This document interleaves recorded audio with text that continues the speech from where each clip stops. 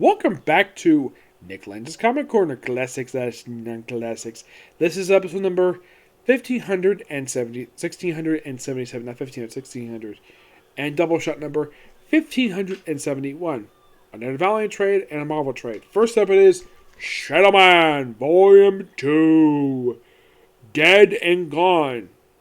Yep, this collects issues 4 through 7 of the second volume of the Shadowman book published under the current era, under Valiant Entertainment. Yeah, second volume they published. Not a very long volume, mind you. This book has a very interesting flashback to Shadowman of the 1940s. Yes, Shadowman of the 1940s. In New Orleans, nonetheless. Which I thought was a really cool flashback in here. Most people would just continue with the Shadowman is up to being, the Shadowman of New Orleans being basically a superhero for New Orleans, for the book, and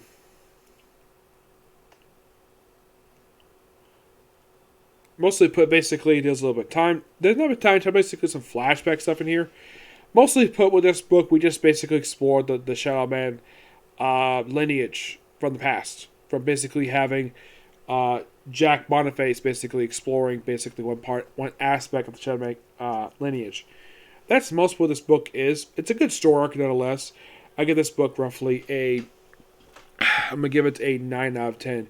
Anything does a great job with this book. Yep, Anything was the writer of this book with the artwork done by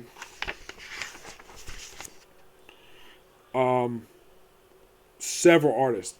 5 is done by Sean Margaret and Steven Savalia. Issue 5, Doug Barty.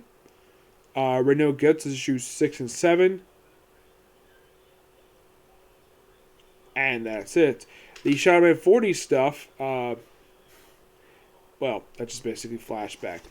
But yeah, that's Shadowman for you. Not really a lot of talk about when it comes to Shadowman, but it's definitely good. Alright, next up's book. I did not expect to do a physical book out of this one, but here we go. Daredevil Volume 5 by Chip Zdarsky. Truth/Dare.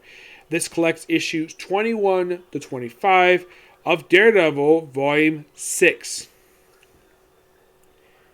And when I saw the back of this trade, I'm like, really, Marvel? You claimed that this... Okay, this is basically what it says. This is the last sentence in the back of the trade. Chip Zdarsky's Eisner Award-nominated Daredevil saga. This book was nominated for an Eisner Award? Seriously? Yeah. Though at least this book is a lot better than a lot of the other issues. At least one thing, Matt Murdock puts in a freaking damn costume. Because the first 20 issues, he didn't put the damn thing on. And finally, not only puts the costume on, finally Foggy Nelson does something in this book aside from a brief cameo. Oh, let's have Foggy Nelson, Matt Murdock's best friend, who has been with this, he's basically his constant companion since the 1960s. And let's have him finally do something. And also, we had a return of Krista McDuffie. For the first time since that flashback story arc that was explored, it was the identity story arc in the previous volume for Daredevil. Yes. Where they do reference that in here. Mostly put, basically, we pick up where we left off last time, where Daredevil is arrested for murder, and he's pled not guilty. At this point, anyway. He's let out on bail. He has a brief team with Spider-Man, of all people. And we have Spider-Man, which I'm glad in fact Zdarsky brought me because he basically wrote the particular Spider book, which is really good, by the way. He actually referenced something I did not expect Zdarsky bring this book up. He brought up Spiren versus Wolverine. That one shot that came out back in the 1980s. Where Spiren accidentally killed somebody in the book. Yes, this is also the same book that killed off Ned Lads. Yes, who at that point was posing as the Hobgoblin, one of the many Hobgoblin imposters. Yep. And mostly put, we have a little bit set up in here for basically we have current roar now, the Devil's Reign. Excuse me, I mentioned about the Vigilante bill. There's stuff with... we also have the return of Typhoid Mary to the book, while her basically reunited with of course, Wilson Fisk. And that sets up a relationship, sets up something that will basically be paid off in the final issue of this run, which had these two get married in the final issue of this run, within issue 36, mind you. So we're probably going to get about 2 more trades of this thing. Yes, I'd say about 2 more volumes for this trade series. Yeah, so I'd say for this volume here, I'd say we're probably going to end with volume 7, because we only have 11 issues left to go. And we also have a Bullseye in here. We actually have an issue 25 where Elektra becomes Daredevil. Yep. And she does this because Daredevil's in jail. Yep. And if you're curious, though, what her costume looks like as Daredevil, this is her costume. And she's still wearing this right now, by the way. Yeah, she even briefly operated as Daredevil alongside with Matt Murdock. Also, Matt Murdock does something to follow up. They actually bring back his boss from the Charles Shaw run, who's the DA. Not Blake Tower, mind you. Yes, for some reason, Blake Tower is no longer district attorney anymore. Yeah, he was elected back in the 70s. I'm not sure he lost his office. It's not really clear exactly when that happened. But Matt Murdock does reveal basically Daredevil's real identity to district attorney. And basically, the DA does keep his secret. Because if it gets out that he is, in fact, if Matt Murdock is Daredevil, then a lot of the cases Matt Murdock was involved would easily have been thrown out due to the fact he was basically beating people up. And it is nice, though, that his boss basically does not expose a secret, which actually is pretty decent of him. Gives that vote of confidence, so basically, I highly doubt he would actually benefit. Because the thing is, Matt Murdock put away a lot of criminals when he was a prosecutor, and if it comes out that he is Daredevil, all the criminals put away, all the cases be thrown out because he's Daredevil. Yep, and they bring up what happened. They bring up the identity stork once again here, where despite the fact that here's the thing, masked superheroes can actually legally take the stand and actually take testimony while in the mask, and they're not required to remove their mask.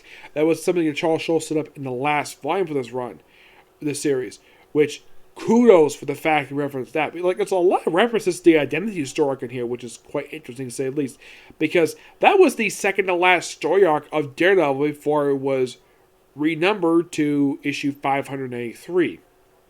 Because right after that story arc, we had the stuff Return of the Hand, and of course, the stuff with the stuff basically that later led to Willis Fisk becoming the mayor of New York City.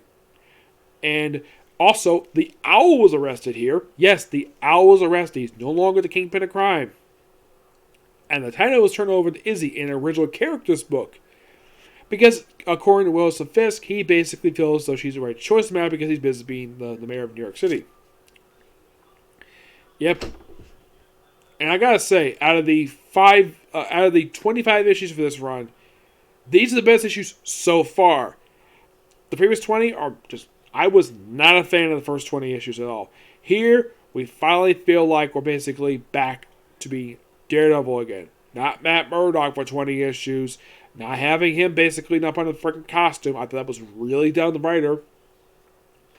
Because I kind of felt as though reading the first 20 issues, it basically felt as though that Zdarsky basically just hired to do this book just cause. And if this basically was a story he wanted to tell with the book, fine. But you should not have Foggy Nelson out of the story. Because he was barely a factor in here until this very issues. And also, Mike Murdock is still around. Yes, he popped up during the last story arc of Charles Schultz's run, where he was created. I'm not sure how the heck he came into being because it's not exactly very clear of how the heck this has happened.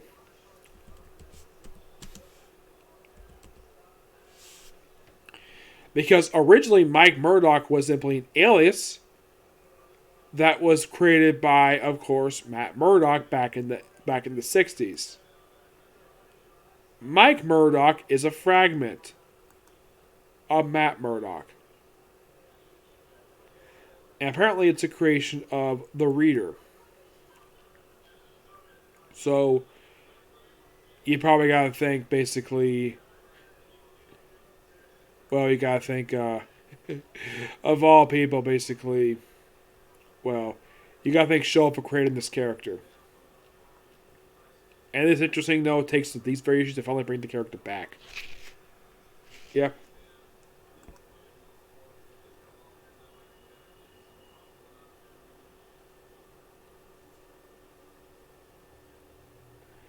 But I found this book to be pretty good. And it's better than a lot of the other stuff, basically, that Chip Zdarsky has done for the book. I give this one 8, 9 out of 10 because it felt like there were these issues that we finally feel like we have an improvement, and the book ends 11 issues later. That's the only problem with this book. This book ends like a year later. Yep, so yeah, that's going to be pretty much it for this particular review. And that's good videos today because I had no other videos planned for today. These are the only 3 I planned for today, so excuse me. See you back here tomorrow for possibly either Shaman King or a Freya, okay? So next video. Bye.